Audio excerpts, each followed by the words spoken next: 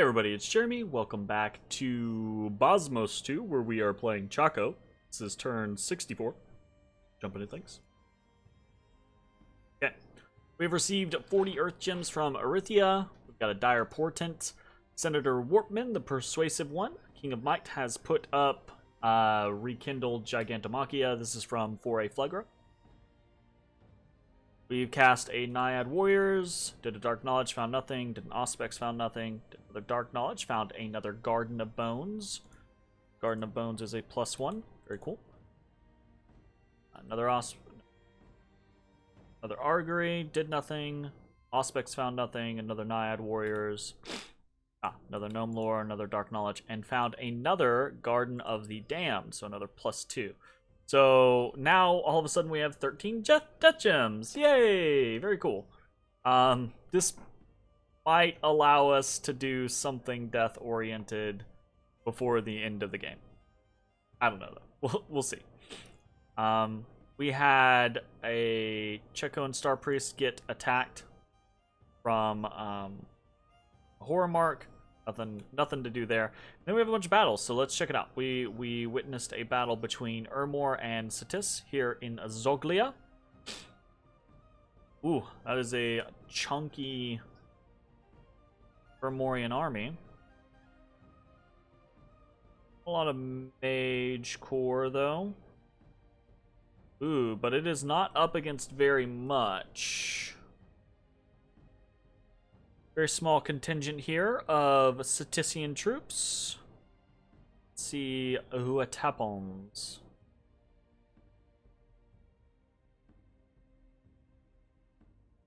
Oh no.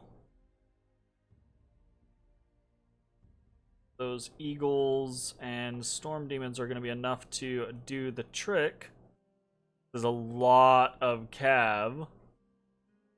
Yeah, it looks like they are definitely getting in. Oof. Just not enough going on for the Satisian side of things, it's like.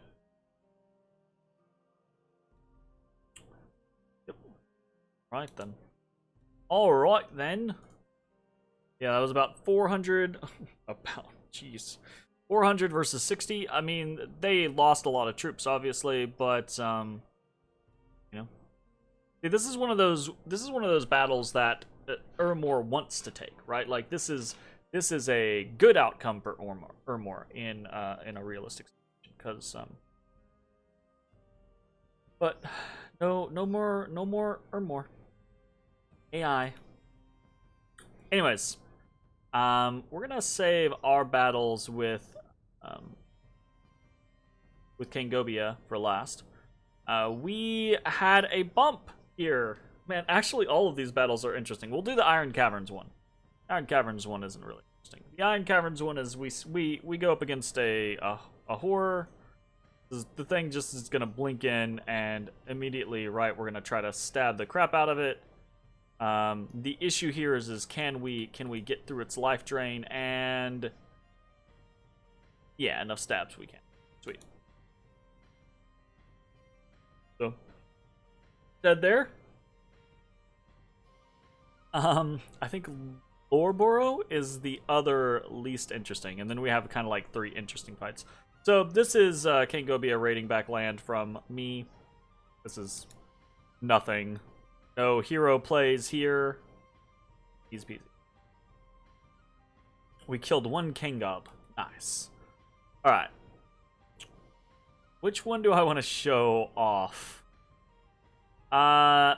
Let's show On Remark. This is interesting, but of little consequence. So, our Monkatsina shows up to a province that is already under siege by Satis. And what do we find here? None other than a netter set. Very nice. With an interesting set of equipment, right? We've got a charcoal shield, a twin spear, pretty cool. Luck is pretty interesting. Fish scale mail does auto liquid body. That's pretty cool. Regeneration, amulet of anti-magic. and spawns a bunch of giant scorpions. So let's see how this goes. We already know what we're doing, so we're looking at set, cast, invulnerability. Not going to matter to us. We have magic weapons. Set, cast, body of flames. So body of flames is going to give a heat aura.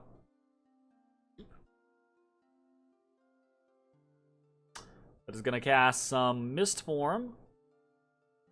So that'll protect against one hit.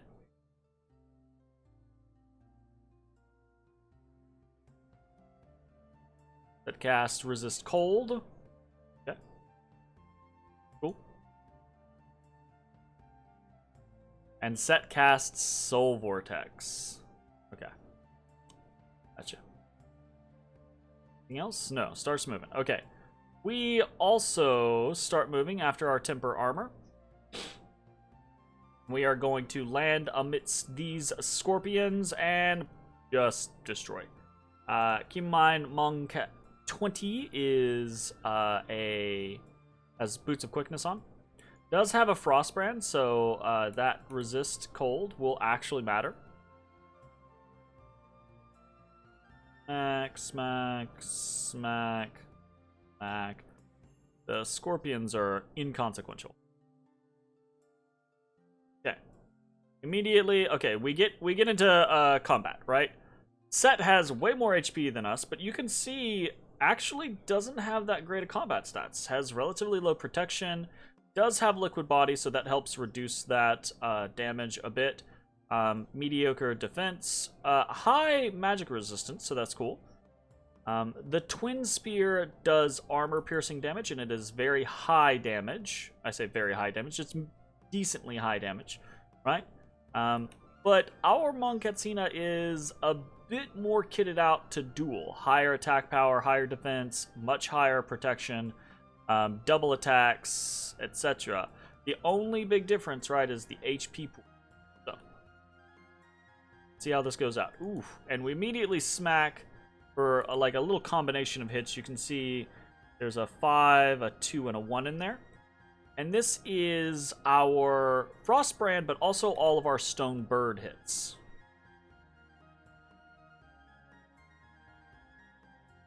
We're chipping away. Another couple of hits. Drops down there. Down to 70. Another 2.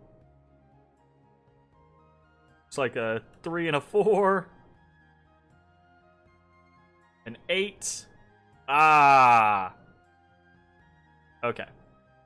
So let's take a look. This is actually really, really interesting. We can take a look at what exactly happened here. If we scroll down, we can see we've got so much stuff here, where we're hitting the Nater, whatever, of Chaos for 0 damage, 0 damage, 0 damage. This is mostly the Stone Bird, right? Not getting enough damage through. But we scroll all the way down, and we're going to see a very interesting set of things. So one thing to note is that the charcoal shield was occasionally getting little ticks of damage through, right? The charcoal shield does 11 points of fire damage, or is it 9? It's something like that. But our Monkatsina had fire resistance, so it was able to ignore a good portion of that. I also think it just...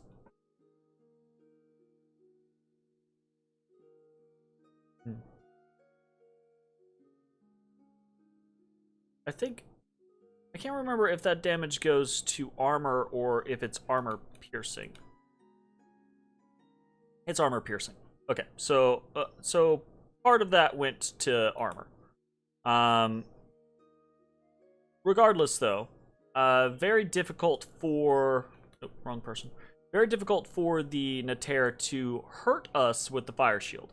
We can actually see this a couple of times, right? Hit by fire, or I say a couple times. It's on every hit, basically. Hit by fire shield 0. Hit by fire shield 0. Hit by fire shield 0. So the base damage for the fire shield, because of our fire resistance, is reduced by quite a bit. And then each of those rolls goes against our protection plus a protection roll. This 11 points of fire damage that we took had crazy exploding dice, rolled a 33, which is just intense, right? But that would have been okay on its own, between repelling, between resisting damage, etc. We would have been able to just regenerate that over a turn or two, right? But unfortunately, we had that tick, and then this is, I think, like maybe the only time this actually ticked through. But we can see after every time the Nater attacks us, which I don't think he ever actually scored a hit, there's also a penetration roll that we can see. And this is the first time we fail this penetration roll, and when we do, it's a horrendous amount of damage comparatively, right? And the pen roll was in our favor the entire time, but we rolled really poorly. We had a +3 advantage in this, basically. So not insurmountable, but still in our advantage. But we could expect to fail that every once in a while. But then when we failed it, we managed to fail it super hard. It was a penetration 1 versus 0, and then oh no, not a penetration. It's a damage 1 versus no reduction, and then it's just a roll. And he rolled a crazy high 19 to do 15 points of damage. This is Soul Vortex. That was a 15-point drain from Soul Vortex, which is high. That's very high. So these things happen almost back to back, and just like that, boom, we're popped. That's 26 points of damage. We had 23 health. Unfortunately, I think we honestly, that was pretty bad luck. The fire shield was very bad luck. The vortex was pretty bad luck. We should have taken little ticks from vortex every once in a while. But a 15-point life drain, oof, no, that was pretty crazy. So kind of unfortunate. Now, again, I went into this saying this is kind of relatively inconsequential. We'll talk about why here in a second. Okay? But we do lose this fight. Let's do the next one. We'll do Zaburia. So we moved a force onto Zaburia, and we did send in reinforcements just in case things got a little hairy. We sent in a bunch of Star Priest. We sent in a Sorceress to put up Light of the Northern Star.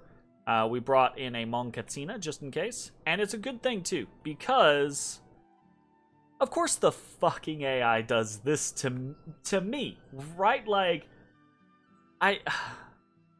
that irks me. The AI is dumb. It's fighting against two nations, two way more threatening nations. And what does it do? It sends a whole freaking host of Banes at me. Alright. Okay. Alright. So, these Banes obviously are going to be a very big pain in the ass. They have very high protection. They hit very hard. Our Monkets or our Katsina warriors are going to be okay against them, but they're not going to be that great. Because unfortunately, the Banes have higher magic resistance than people normally do. So that means less Vine shields, and these guys hit hard enough to not care as much about the Temper Flesh.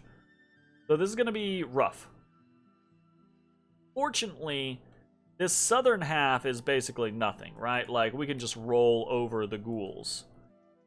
But these Banes are a big threat. We do start to flambe with the solar rays, and if we were able to consistently cast the solar rays, then we'd probably be doing good. But you can see these Banes are just tearing through the Northern Jade Maidens and the remaining Katsina warriors. Fortunately, we're probably going to get on their leadership pretty quickly, so fingers crossed. But now the Banes are through ours and heading back towards our leadership. And we've stopped casting solar rays because, you know, we finished the script, so now we've got to cast all the buffs that exist in the world. Oh, we're getting some more solar rays. We're getting some mind burns. Mind burn doesn't really make sense to me here. I feel like the AI should definitely be able to be like, oh yeah, we definitely want to use solar rays in this type of situation. But Ermor does get routed just before a Bane reaches our back line and starts cutting. Oof. Big oof.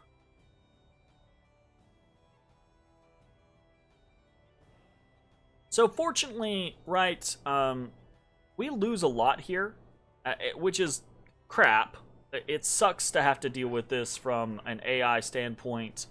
It sucks that, you know, we're not really going to get much out of this. Satis and Atlantis are in way better positions to benefit. And I'm not going to provoke either one of them by, I mean, I kind of already have by trying to take that throne province. But I'm not going to get into a tussle by trying to, like, shove armies into Ermorian land to try to benefit from this, you know? It just sucks that the AI is insistent on coming at me. Like, what the fuck? Whatever, though. We win, is what it is. And then we have the last battle here at Bozmos Forest.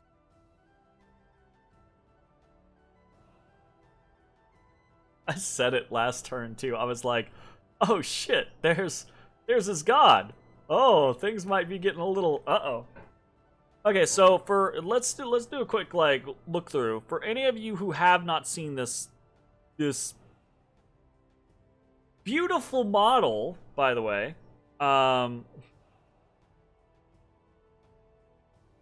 but this is an absurd pretender god. Just absurd. It comes with basically everything in the book. So this thing has 40% regeneration. It's got 15 fear, 2 awe, crazy resistances. It's immortal. Got a heat aura. It flies. It has swiftness, but that's from the bless. It has a fire shield. It has damage reversal. It has some built-in reinvigoration, or is that? I think that's some built-in reinvigoration, or it might come from an item. Void sanity. It's a dragon master. It's got 15,000 different attacks. A swallow, right? So yeah. It's got 3 bites, it's got a titanic wing buff, it's got a stone bird, so ignore that one, and it's got a storm breath. That, even if that was just it would still be a lot. But look at the stat line. Base protection of 28. Okay. Base magic resistance of 24. Okay. Very high strength, 31. 21 attack. Fine, whatever. It comes with this item, the Progenitor Storm, I believe. I think these others were all put on it. So it does have the Crown of the Fire King. Part of the fire resistance that we've seen is from that. That's where the Fire Shield comes from. Cool, that's where the Heat 3 comes from. And, it actually has, it should have more reinvigoration, but it has -1 here. Okay, gotcha. We've got Draconic Crown of Warding. I think this is a item, or it might be a Bozmos item. Regardless, it's easier to make on Kangobia. Increased magic resistance. Here's where the damage reversal comes in. Okay, cool. So maybe he's got significantly less. That's fine. It's got a Stone Bird. We know what Stone Bird does. That's neat. I got a Fairy in a Jar, which is -2 morale and gives some temporary gems. Cool. Interesting. Here's the real shtick, is this thing, the Progenitor Storm. And it just says item is cursed. You have to kind of like read down through here. You can see the progenitor is followed by a perpetual storm that devastates the land it occupies, and when in battle, these storms shall cover the entire field, preventing most from flying and striking many with lightning. Its titanic wings breathe tornadoes and typhoons, creating forces so strong enough to rip and crush humans. It has a snake-like ability to expand its jaws. Yeah. It is immortal and regenerates at a rate that makes its physical form near invincible.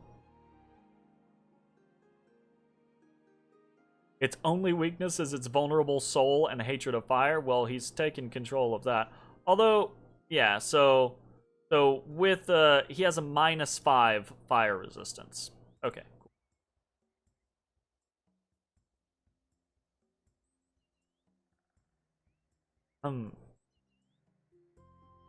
So we're gonna watch. We know what happens. We know what our people have. We're gonna watch this. So he has what is this? Wrathful Skies? Is that what it's called? Automatically because of this progenitor storm. He's got some fire elementals. He casts Strength of Gaia. He is now up to 50% regeneration. 50% regeneration. He regenerates almost 200 HP in a single turn. That's kinda nutso. Just a little bit nutso. Yeah, it's Wrathful Skies. There we go. Sorry. He casts Howl.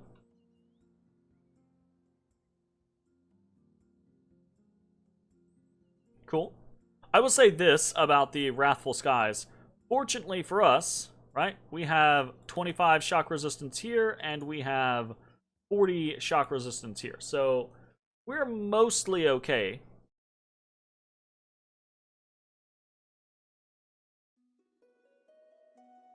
See what he's doing now. He casts Air Shield? Really?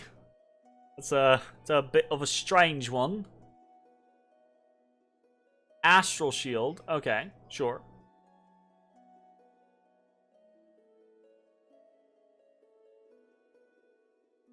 Body Ethereal. Okay, sure.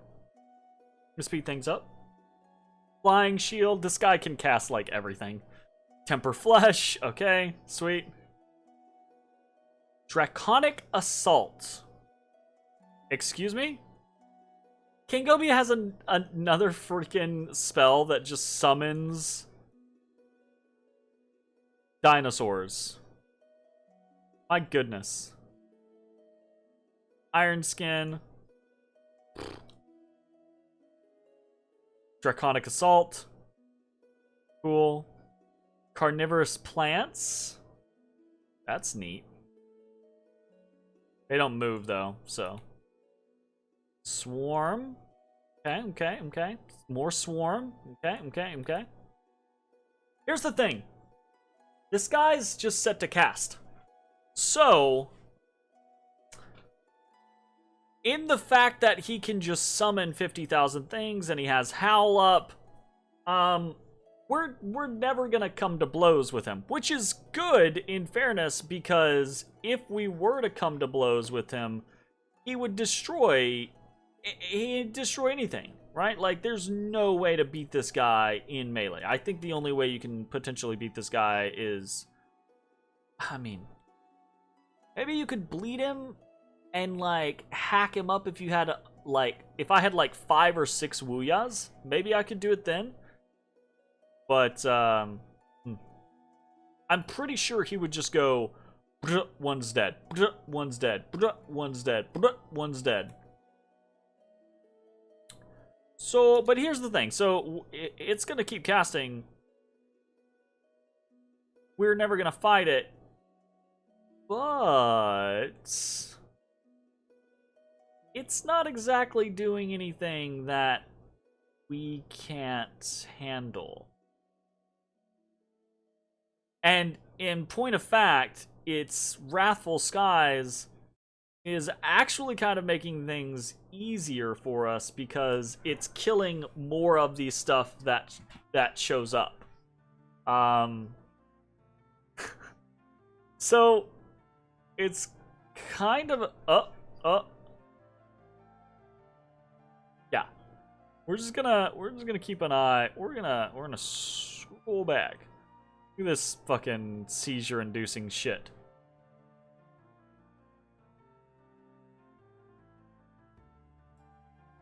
My goodness. How do you fucking beat this thing?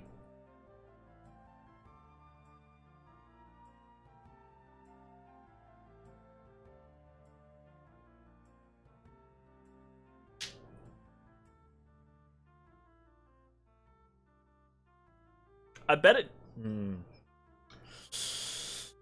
Ah, goodness. Goodness gracious. Goodness gracious, gosh golly gee whiz. Willikers. Oop. He threw in a paralyze there. He paralyzed one of our guys. And then he gets bored. He gets bored and he leaves. Yep. Alrighty then. Holy crap. What do we do about that? We killed 432 things. We lost one of our fluffing star priests there. We killed 432 creatures. It killed 848 of its own summons. It's like, what? And then we had a Star Priest successfully retreat to Faltenberg. Okay, so that's crazy. Magic +3 continues. We lost population in Iron Caves. In Blue Moss Forest, we can see the storm follows the progenitor. Got unrest and lost population in Blue Moss Forest. In Peacehaven, we gained unrest and misfortune. In Ablak, we got some growth and province income. Cool. And in Chaco, there's a barbarian horde waiting to attack. Actually, I forgot about that, so let me set this guy to...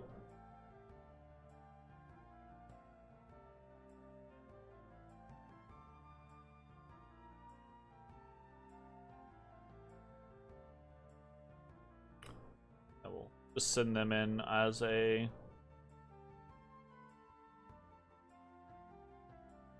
moving patrol. Fun. Okay. Units have been healed again. There's another battle in Iron Caves that we didn't see. It's some more horrors attacking there. And then Scout 5 was discovered. Fortifications in Blue Moss are unharmed. Faldenberg's unharmed. And Pustinia's unharmed. God of Therados and God of Alkera have been vanquished. And we got new famous heroes with both Wuya 2 and Wuya 18. So we got Heroic Endurance. Cool. So built-in reinvigoration. That's pretty cool. And then we got Extraordinary Agility. So increased attack and defense and ambidexterity. Pretty neat. I haven't decided what I'm doing here yet. Let's talk about other stuff real quick. So you saw this. We're sending this force, Wuya 19, back to Chaco in order to potentially gather more forces and come back. We'll see. Sorcerer's 12 is heading down to Chaco.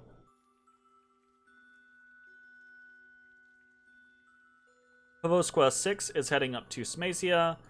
We're moving Crystal Sorceresses around. It's no big deal. But you can see we've got another big line from Wuya 20 all the way down to here in Onremark. So we're attacking again, right? We're going to war with... No. As we had this bump, Satis and I started talking, and Satis was like, hey, look, if you're interested in taking this throne, take this throne. I was just sitting on it so that someone else didn't take it. And they basically were like, look, if you can get onto it this turn, then sounds like a plan. So we're going to send Wuya 20 up there to hold it. We will be reinforcing potentially with crocodiles and also potentially with Wuya 19 and some some Katsinas. So that may be what we do with these Katsinas. So we'll see how it goes. Moving on up to actual fighting. Heading back to Takaregus with Wuya 19. Basically just kind of like... There's not really a reason to do that. Let's... Oh, I can't go back? Really? Fine. We'll head back to P7. I'm just bouncing around, trying to deal damage where I can. Honestly. I think we might want to change this flying shield over to poison resistance. Okay. Just in case. We're attacking into Takaregus with Mong 6 again. We are sending a Star Priest out to Iron Caves, and we're starting to build a fortification in Iron Caves. We're gonna try to hold this location. Potentially maybe pick up some Great Olms. I don't know. And I have no idea what to do about the Progenitor. So that thing is kind of insane. My only real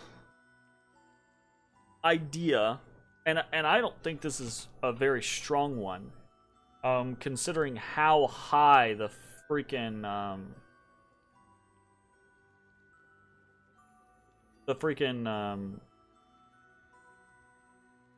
magic resistance on that thing was. But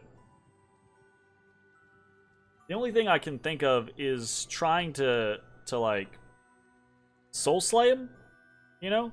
Like do a super communion, or maybe not do a super communion, but maybe like I don't know. Like I honestly don't know. The reason I said like super communion is taking someone like Silver 4 or something like that, and then putting a bunch of astral gear on them, putting some penetration gear on them, right? Maybe do like a whole 10-5 build, and then we got 6, 12, 18, 21, 25, 30. We hit 32? Because it's 2, 4, 8, 16, 32. We can do +5. Oh, God. So we could get up to like, I don't know. It's honestly, even then, we could put a hat on him. And he'd be Astral 4. Then with +5, he'll be Astral 9, which it gets him like 2 more pen. Yeah. And then with a +5, it's still sitting at extremely unlikely. And not only is it extremely unlikely, but it's going to be a situation where, you know,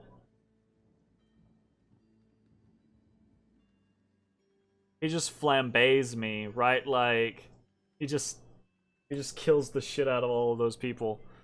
I don't really know what to do, about this. My only thought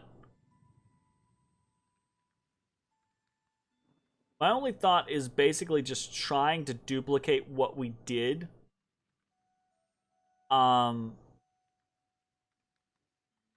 And like getting him to route into a place where, or basically forcing him to route when he can't, and then just auto killing him. But even then, like I have no real ideas. That this kind of a thing of like that thing's busted as shit. Like, fuck. I don't. Yeah.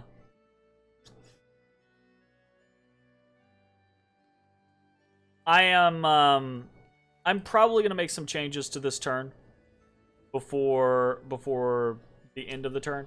I might be retreating the entire army that we have from Old Man. I might be pulling back to Pastena to try to combine the forces here that we have.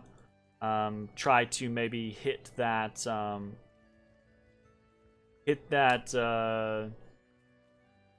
32 mark. Who knows?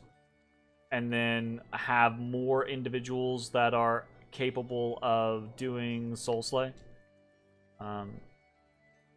Again, I don't see how that matters. He's just gonna in a matter of just a handful of turns, he will he'll basically obliterate any communion via Wrathful Skies. Oy.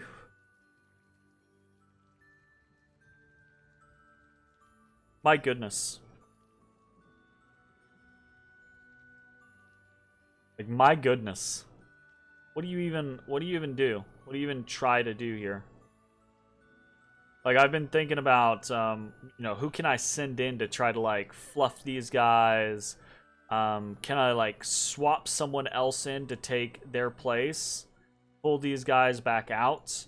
And then maybe, like, you know, put some boots of flying on them or something like that so they can actually close into melee. But when that happens, I'm just like, well, he's just gonna eat them. He's just gonna tear them apart. Even if they could get to him, right? They do 34 damage a hit. He regenerates 200 a turn. Just, I don't know. I just don't know. I guess, like, bleeding him could be a possibility, but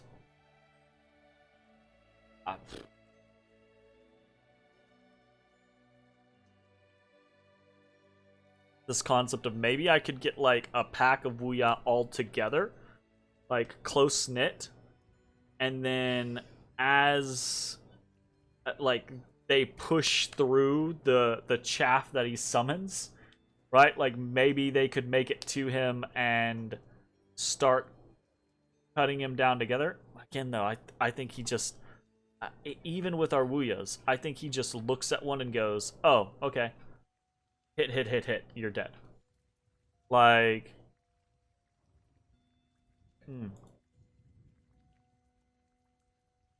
I don't know. I might troll around the Discord and see if there are any good ideas on how to defeat progenitors. Because I'm coming up clueless. And I'm gonna throw this out there. I'm not super salty about it or anything like that. Again, I went up against Kangobia assuming that we were gonna lose. But I'm not really feeling like we're losing because of super skill or better positioning or greater tactical know-how. I kind of feel like we keep running into these situations of, oh, well, this is kind of busted. Ugh, what do we do now? And this definitely feels like one of those situations. I'm gonna say that though, and I'm gonna get 5 comments that are like, well, actually, you can just kill the progenitor by doing this, that, or the other. And I'm gonna be like, okay, all right, well, maybe I should have known better. Anyways, I'm gonna go ahead and close that out here. We're, as far as like forging and stuff goes, we're still doing just very basic stuff. Naiads, lightless lanterns, more gear, etc. There's nothing new. There's nothing crazy different. Just potentially taking a throne and potentially losing our holdings in the Old Man area. So we'll see how it goes. All right. Anyways, thanks for watching. See you next time. Bye, everybody.